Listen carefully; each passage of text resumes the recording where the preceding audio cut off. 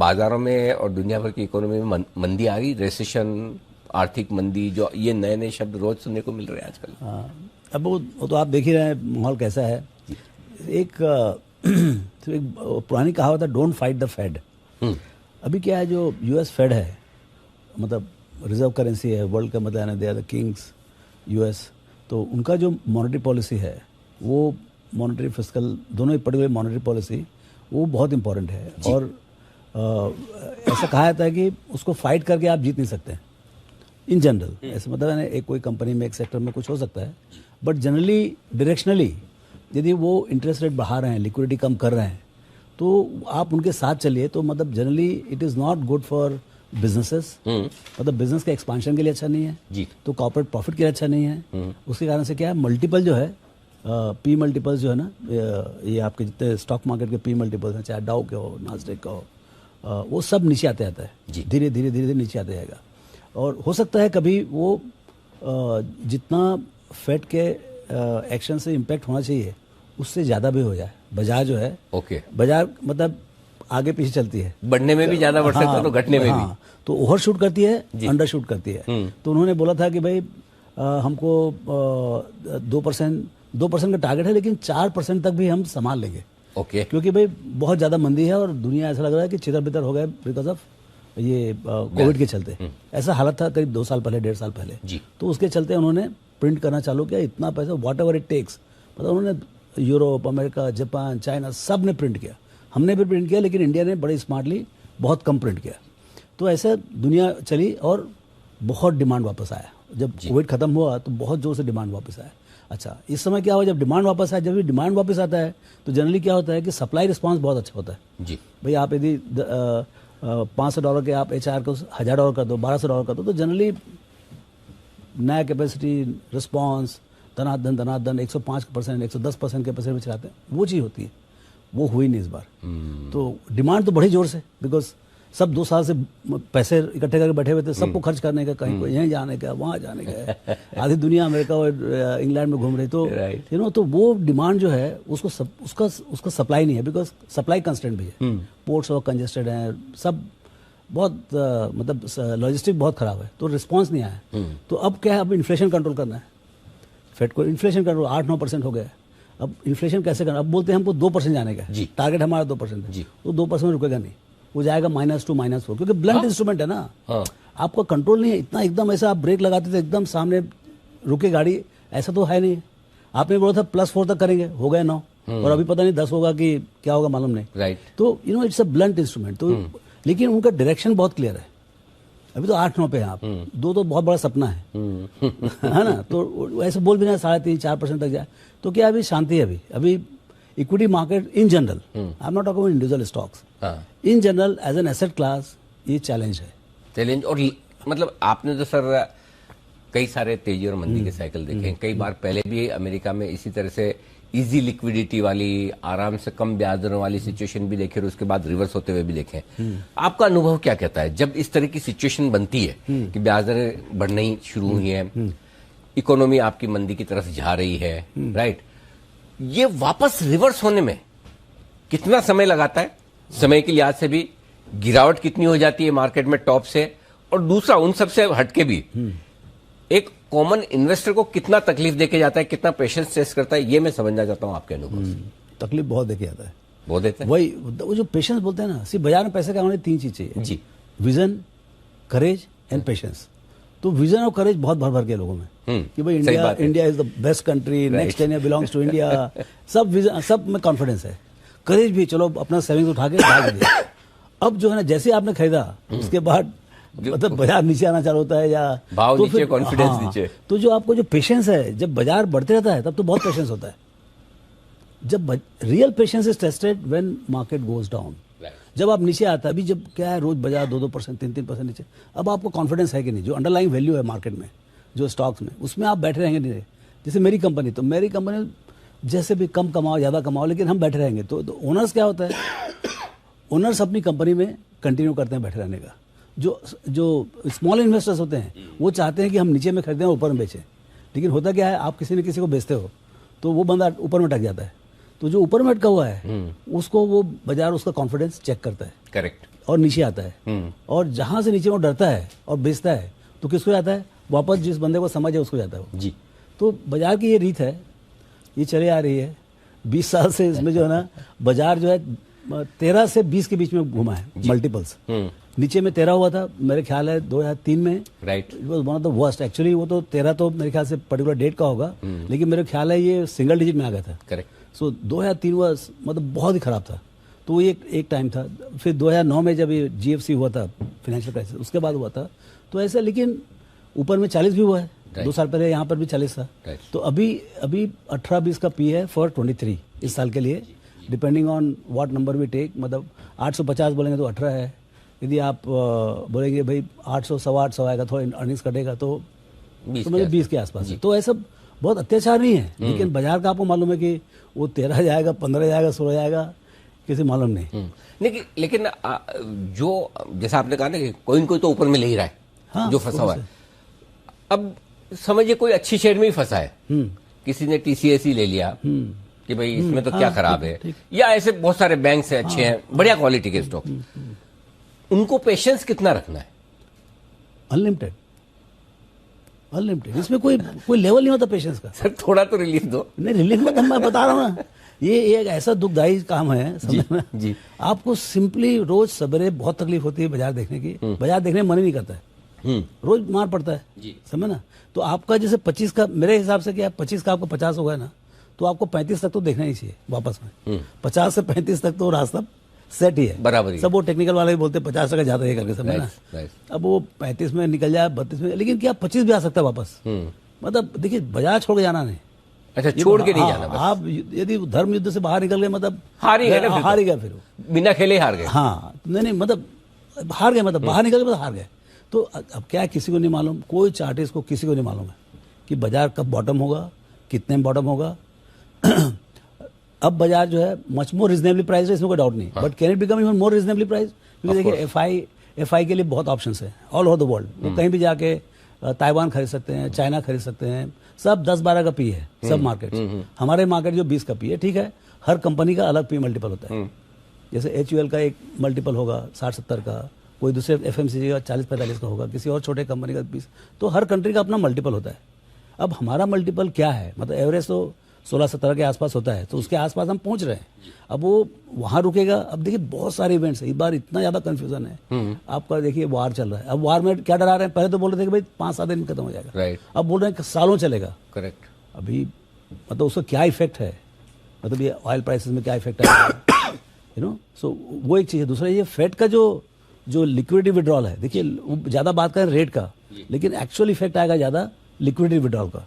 जो $100 बिलियन ये जो बॉन्ड खरीदना चालू करेंगे, सॉरी बेचना चालू करेंगे, तो उससे जो इफेक्ट आएगा वो तो अभी आना बाकी है, वो अभी आना बाकी है जी।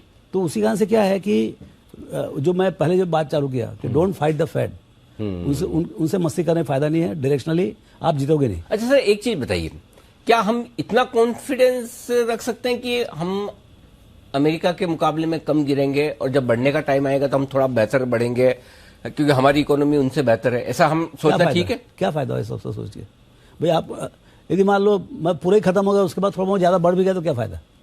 भाई सवाल क्या है, मैं बाजार में एक तो पहली बार लिवरेज पोजीशन में बहुत ज्यादा मार पड़ेगा, सो लिवरेज से बाहर है। ओके, दूसरा ये है कि मैं कैसे सर्वाइव करूं ये डाउन टर्न। देखिए इकोनॉमी 3 ट्रिलियन से 5, 6, 10 सब होगी, लेकिन वो समय से होगी और उसका पार्टिसिपेशन भी आएगा। शायद इंडिया का chances are better than others in many respects, है ना। We have manage our things well, we have solid political backup, continued leadership, सब कुछ है, लेकिन अर्निंग्स तो अर्निंग्स है, बाजार तो बाजार है। यदि 70 से बेचवाली आ रही है, यदि मान लो एफआई रोज 3,000-4,000 करोड़ बेचता है, उसको सरकार क्या करेगी? सो वो एक हेल्पलेसनेस है यहाँ पर। दूसरा ऑयल का प्राइस, आपको दूसरा कंसर्न, एक तो एफआई का सेलिंग, जो मतलब कोई एफआई को फोन करो तो उसी को नहीं मालूम है, क्योंकि कोई एफआई है नहीं, ग्लोबल है पूरा ये, तो वो एक है। दूसरा ये है कि आपका जो ऑयल का दाम है, तो एक इंडिया का सबसे बड़ा कमजोरी है पूरे सेटअप में, वो है डिपेंडेंस ऑन इम्पोर्टेड ऑयल। अब वो ऑयल जो है $70-80 तक रहे तो हमारे करंट अकाउंट डिफिसिट सही रहता है, लेकिन अब 120 है, 110 है और एकदम फर्म है, तो वो कितना पेन देके जाएगी देखिए कितने कंट्रीज में फ्यूल नहीं है। अभी देखिए आज लंका में बोल रहे थे कि राइट्स हो रहे हैं to get some petrol, Pakistan में ब्लैकआउट चल रहे हैं। तो ऐसे क्या है, जो छोटी छोटी कंट्रीज हैं जो पुअर हैं उनके तो मतलब कोई पूछने वाला भी नहीं है, ना तो खाना है, ना लाइट है, ना पंखा है। तो एक बहुत बड़ा ग्लोबल क्राइसिस चल रहा है, बहुत बड़ा ग्लोबल क्राइसिस चल रहा है जी। और ये अनफॉर्चुनेटली ये हो रहा है इमीडिएटली आफ्टर कोविड। तो दोनों कंबाइंड होगा, कंटिन्यूड होगा एक्चुअली। तो अभी भी भाव ऐसे नहीं आए कि रामदेव सर को ये लगे कि मेरा सारा का सारा पैसा तो डाल ही दूं इक्विटी में और थोड़ा बहुत इधर उधर से मिले, जो कोई दे दे कि थोड़ा अनिल जी से ले लूं, थोड़ा किसी और से भी ले लूं, लेके जहां से जो मिले मिलके डाल दूं, ऐसे भाव नहीं आए? ऑनेस्टली स्पीकिंग ऐसा नहीं लगा, ऐसे भाव नहीं आए अभी। जो हमने 2003 में जो देखा था जी, 2003 में हमने एक रिपोर्ट लिखी थी वेल्थ क्रिएशन स्टडी की, उसमें लिखा था बेट द हाउस, नथिंग कैन, घर बेच के भी पैसा लगा, घर बेच के पैसा लगा, वो बात नहीं लग रही है। वो अभी टाइम है, हाँ वो अभी थोड़ा टाइम है, वो आएगा ऐसा लग रहा है। मतलब जिस ढंग से चल रहा है हेल्पलेस। अभी तक तो सर हमारे यहाँ के जो रिटेल इन्वेस्टर्स है, रॉबिन हुड, उन्होंने बचा के रखा, आने नहीं दे रहे।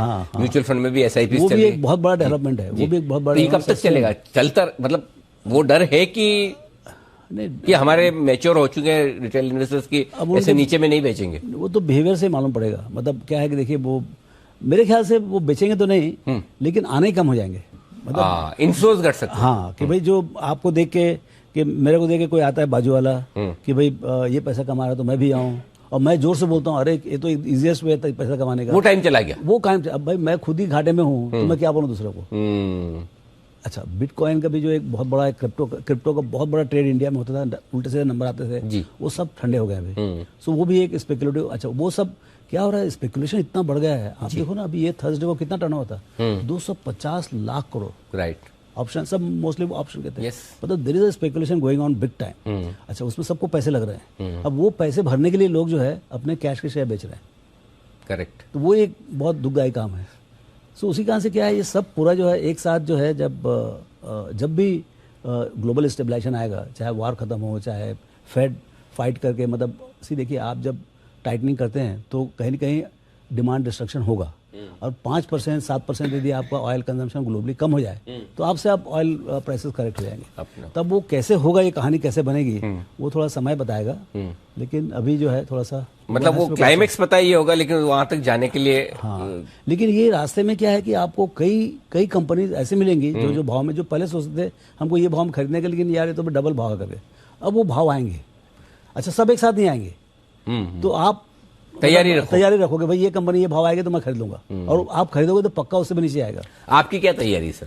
मेरी तो आपको मालूम है ना। मतलब आपको क्या लगता है कि कहाँ भाव अच्छे आ गए? तो मुझे लगता है कि हाँ ये पॉकेट्स, ये सेक्टर्स ऐसे हैं जहाँ पे मुझे इंडिया में दिक्कत नहीं है।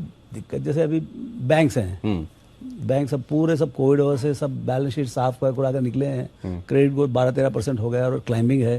तो वेल मैनेज बैंक जो है ना, वेल मैनेज है, कचरा बैंक्स में जाने का नहीं। वो ऐसे भी बिजनेस बहुत डेंजरस है, लिवरेज बिजनेस है, लेंडिंग का बिजनेस है। तो जिनका ट्रैक रिकॉर्ड है कि भाई वो पैसे दे के वापस मंगाते हैं, उनके पास ही जाने का। ठीक बात है। सो अच्छे बैंक्स अच्छे करेंगे इस बार का जो रिकवरी में। I think it will be led by banks. हालांकि टेक में काफ़ी डिवाइडेड ओपिनियन है, बट मेरे को लगता है कि टेक कोई भाव से भाव ठीक हो गया ना सर? हाँ, थोड़ा ठीक हो गया और भी थोड़ा ठीक हो जाएगा। तो टेक जो है एक सेगमेंट ऐसा है, मोस्ट रिसिलेंट है, हाईएस्ट क्वालिटी है, और पूरी दुनिया का जो टेक और बैक ऑफिस रिक्वायरमेंट है वो इंडिया ही पूरा करने वाली है। तो वो एक बहुत इन्फ्लेशन प्रूफ भी है। हाँ, इन्फ्लेशन प्रूफ भी है, सर्विसेज हैं, तो वो बहुत अच्छा है। तो ऐसे इंश्योरेंस वगैरह ठीक दिखता है। तो ऐसे जो ना मतलब, और क्या कंपनी वाइज काफ़ी इंटरेस्टिंग कंपनीज बन रही हैं, नई नई कंपनीज, जिनको अभी भी मैं सुनता हूँ उनकी कहानियाँ, तो बहुत आश्चर्य होता है कि आप 5,000 करोड़ कंपनी बना लिए, 10,000 करोड़ कंपनी, हमको मालूम ही नहीं। तो बहुत सारे कंपनी जो है ना ऐसे लिस्टेड हैं, यूनिक कंपनीज। और इवन डिजिटल कंपनीज, यदि मान लो कोई देखिए वो सेगमेंट जो है अभी ठीक है, बहुत पिटाई हुई है, दुनिया में पिटाई हुई है, लेकिन ये कंपनीज जो जिनमें स्ट्रेंथ है वो सब वापस आएंगे। और जब वापस आएंगे ऑफकोर्स करेक्शन भी ज़्यादा होगा, लेकिन जब वापस आएंगे तो बहुत जोर से चलेंगे, because that is a growth frontier. बराबर। दो और सेक्टर है सर जो इंटरेस्ट रेट से थोड़े जुड़े हुए हैं, और जहाँ दोनों में हमारे यहाँ थोड़ी अच्छी मजबूती दिखी हाल ही में। एक तो ऑटोमोबाइल और दूसरा रियल एस्टेट।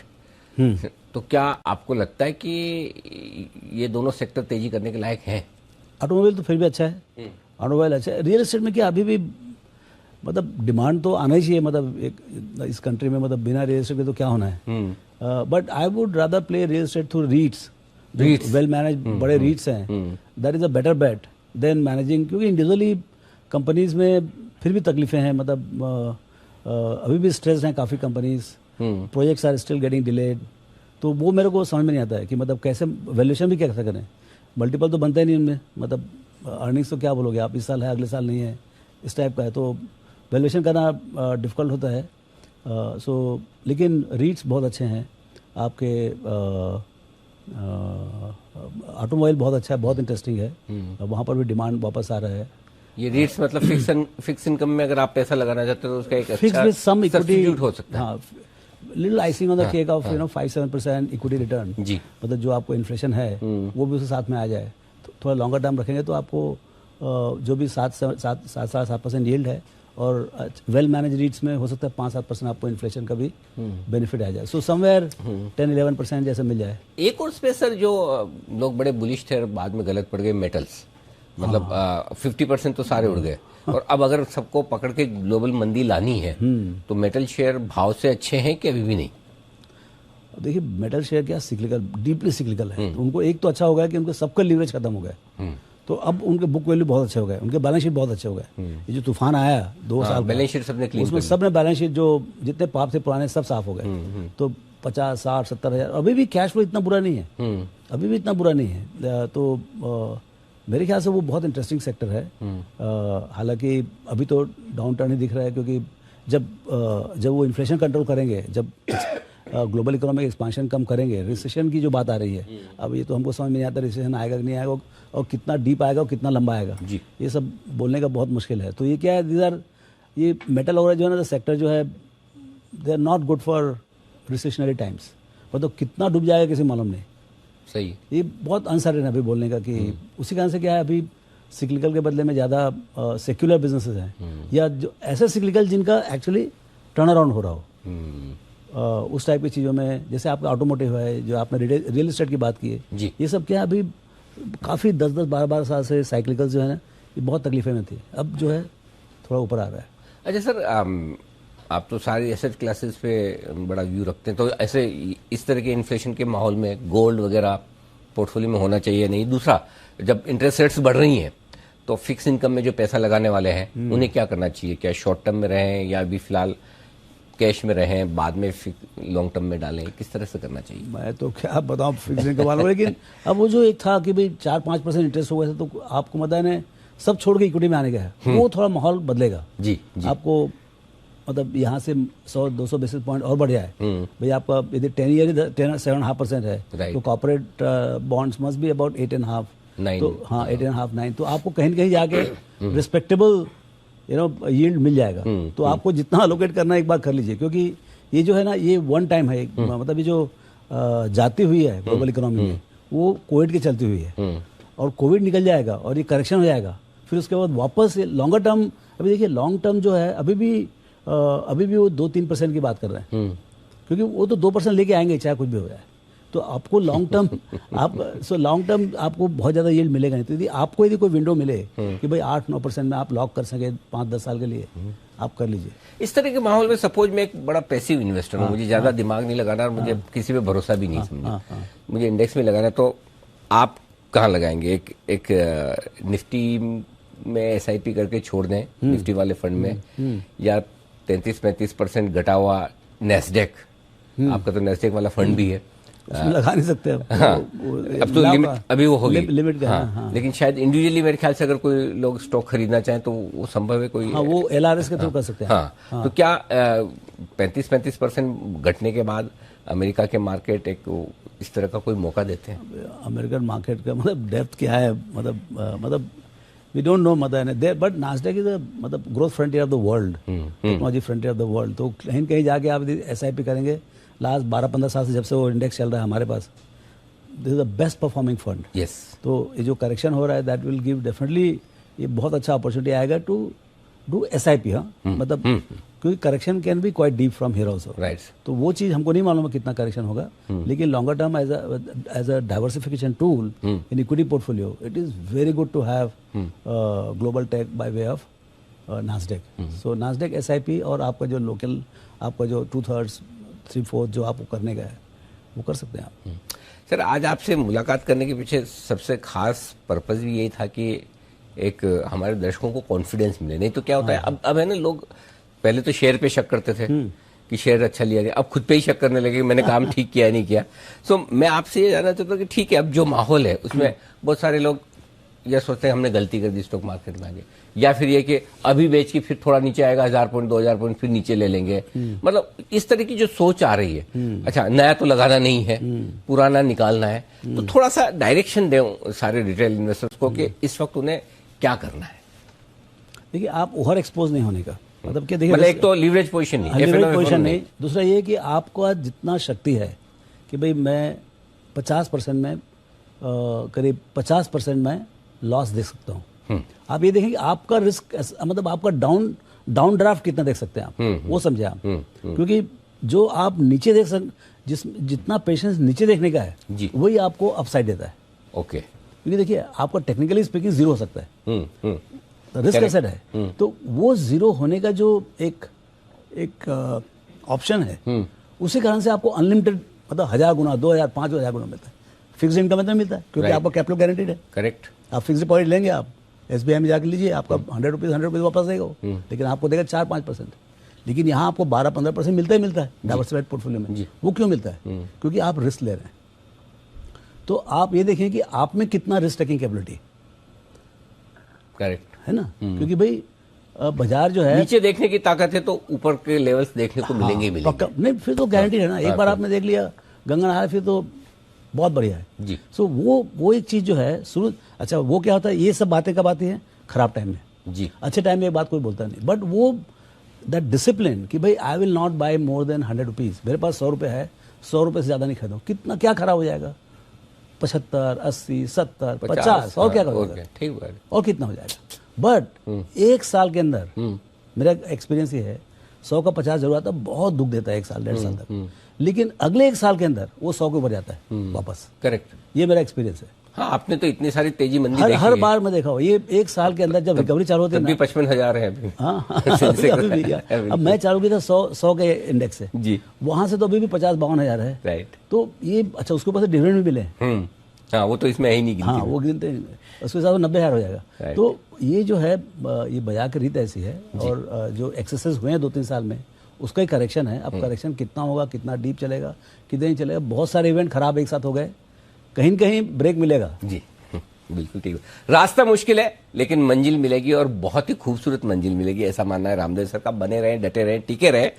मुश्किल वक्त है, ये भी निकल जाएगा। नीचे देखने की अगर आपकी ताकत है तो आपको ऊपर के भाव 100% मिलेंगे। अच्छी क्वालिटी के शेयरों में बढ़िया पोर्टफोलियो बनाकर आपको मौके ढूंढने इस बाजार में, ये कॉन्फिडेंस सर से आता हूँ। बहुत बहुत धन्यवाद सर समय देने के लिए, स्टूडियो में आने के लिए, और आपसे बात करके वाकई में कॉन्फिडेंस भी बढ़ा है और बाजार का डायरेक्शन भी मिला है, साथ ही ये भी समझ आया कि थोड़ी चिंता भी करने की जरूरत है और कॉन्फिडेंट होकर ना रहे।